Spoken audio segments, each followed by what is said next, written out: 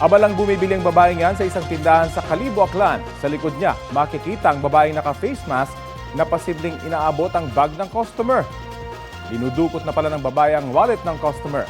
Ayon sa biktima, laman ng natangay na wallet ang mga ID niya at 4,500 pesos na cash.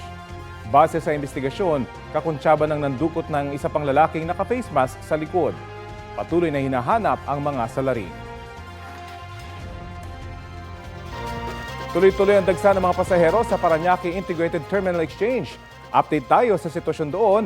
May ulat on the spot si JP Soriano. JP? Good afternoon, Rafi. Good afternoon, mga kapuso. Narito po tayo ngayon, o good morning, mga kapuso. Narito po tayo ngayon sa mismong entrance ng PITX kung saan makikita nyo walang patid. Yung pagdating ng mga kababayan natin humahabol po para sa kanilang biyahe, ini-inspeksyon ng kanilang mga gamit. Mas kaunti na raw yan, Rafi, sa palagay na yan dahil kahapon at itong Monday, pinakamarami yung mga pasaherong dumating. Sabi ng PITX, simula December 19 hanggang kahapon ay umabot sa mahigit 1 milyong pasahero ang dumating dito sa pinakamalaking bus terminal sa Metro Manila.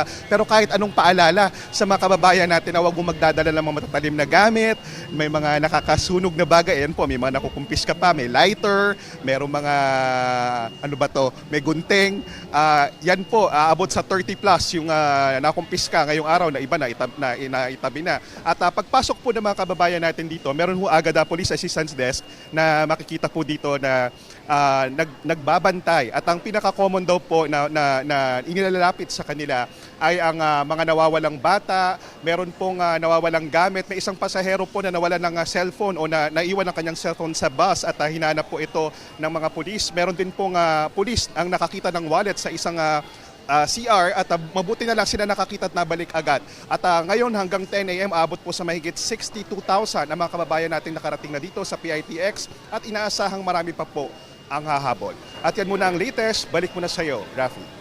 Maraming salamat, JP Soriano. Abiso mga kapuso, sisimulan na mamayang gabi ang Phase 1 ng EDSA Rehabilitation. Pagsapit ng 11 p.m., may concrete reblocking na sa inner lane mula Ross Boulevard hanggang Park Avenue sa northbound lane sa Pasay. Damay na rin ang Park Avenue hanggang Taft pagdating sa Sabado, December 27. Sa southbound naman, may concrete reblocking na rin simula mamayang gabi sa inner lane mula Picel Street hanggang Rojas Boulevard. Gagawin din yan sa inner lane mula Tramo Flyover hanggang Picel Street simula sa Biyernes, December 26. Sa mga susunod na araw, maglalagay rin ng asfalto sa ilang bahagi ng EDSA southbound. Mula yan EDSA Orense hanggang Magallanes Interchange, pati na sa bandang Tramo. Maglalabas daw ang DPWH ng updated schedule para naman sa December 28 hanggang January 5. Una lang sinabi ng DPWH na 24/7 ang operasyon nila hanggang January 5 habang walang gaanong dumaraan sa EDSA dahil sa holiday season.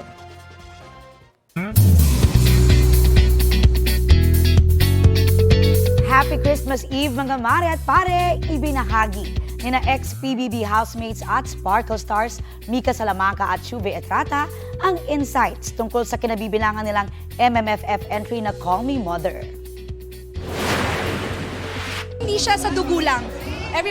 You can treat as a mother as long as there's love, there's care, nandun ang pag-aaruga, anybody can be called a mother. Ako po, lagi ko sa sinasabi, babalik namin yung pera namin. Pag hindi kayo naiyak or hindi kayo natuwa, hindi nyo nalamdaman yung pagmamahal ng Pasko or ng pamilya. Present sina Shuvi at Mika sa premiere night ng pelikula. Pinagbibidahan ito ni Ann Kabogable star Vice Ganda at iba pang ex-PBB housemates. All out naman ang support ng ilang Sparkle Stars at It Showtime host. Spotted din sa premiere si GMA Network Senior Vice President Attorney Annette Gozon Valdez. Sana ay suportahan natin lahat ng pelikula ngayong MMFF. Pinaghirapan to lahat and nakikita ko naman na parang exciting kasi mukhang ang gaganda ng lahat. At syempre, abangan niyo yung mga kapuso stars sa mga pelikulang to. May 7 ng firework-related injuries batay sa pinakahuling tala ng Department of Health. Mula ito sa mahigit 60 ospital. 4 sa mga biktima ay edad 19 at pababa. Pinakamarami sa mga nabiktima ay dahil sa boga at 5-star. Paalala ng mga otoridad, huwag nang magpaputok para iwas aksidente. Hinimok naman ng PNP ang mga LGU na maglagay ng firecracker zone sa kanilang nasasakupan. para makontrol ang mga nagbebenta at gumagamit ng paputok.